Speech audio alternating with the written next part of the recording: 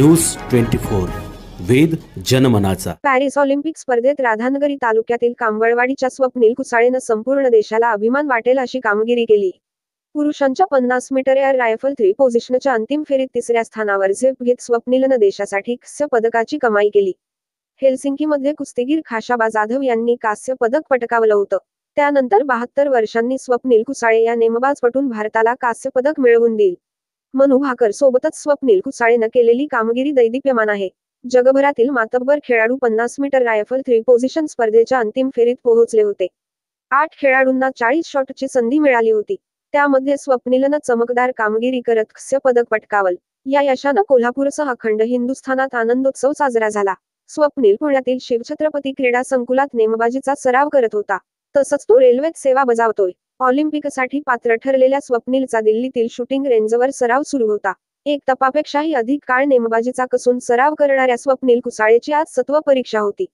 त्यामुळे त्याच्या कांबळवाडी गावात सकाळपासूनच टीव्ही ऑन होते। त्याच्या कामगिरीकडे संपूर्ण गावात, तालुक्यात आणि जिल्ह्यात लक्ष लागलं होतं। दुपारी त्यानं पॅरिस ऑलिम्पिकमध्ये अचूक नेम साधत कांस्य पदक पटकावलं आणि कांबळवाडीत एकच जल्लोष झाला। स्वप्नीलच्या अभूतपूर्व यशाने वडिलांच्या आनंदाला पारावार उरला नाही। त्यांनी आनंदाश्रूला वाट करून दिली। गावकरी, मित्रमंडळींनी तर अक्षरशः जल्लोष केला। जिल्हा परिषदेच्या शाळेत शिक्षक असणारे सुरेश कुसाळे हे वडील आणि आदर्श ग्राम कांबळवाडीच्या सरपंच असणाऱ्या आई अनिता यांनी पोरानं जग जिंकल्याचा अभिमान वाटत असल्याचं सांगितलं। त्याच्या यशामुळे महाराष्ट्राचा लौकिक जगभरात वाढल्याचं सांगत मुख्यमंत्री एकनाथ शिंदे आणि उपमुख्यमंत्री देवेंद्र फडणवीस यांनी स्वप्नील कुसाळेचं अभिनंदन केलं। तसंच त्याला 1 कोटीचं बक्षीस देखील जाहीर केलं। रेल्वेने देखील त्याला पदोन्नती देण्यास जाहीर केलं आहे। या पदकामुळे लोकराजा राजर्षी शाहू महाराजांनी कला आणि क्रीडा क्षेत्राला दिलेल्या योगदानाची पुन्हा नव्यानं आठवण झाली।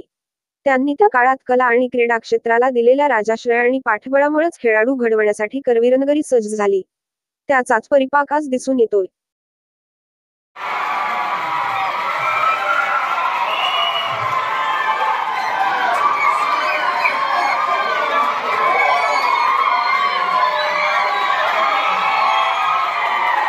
आता गेले अनेक वर्ष मी पण कुठं फक्त त्याची बातम्या वाचतोय, मी टीव्हीला बघतोय, त्याची बातमी बघतोय।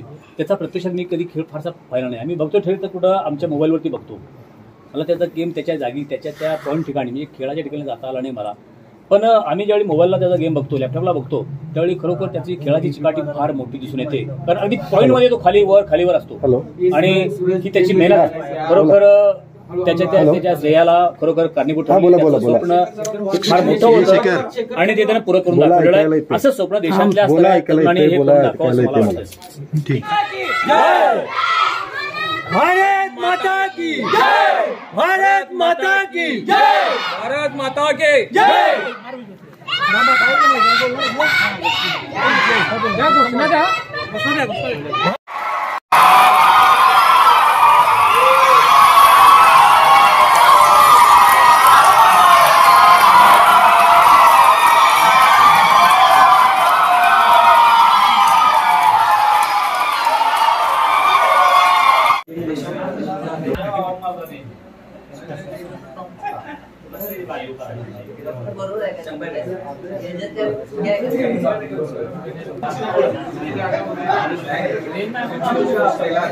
वेद न्यूज 24 या चॅनलला लाईक, सबस्क्राईब आणि शेअर करायला विसरू नका।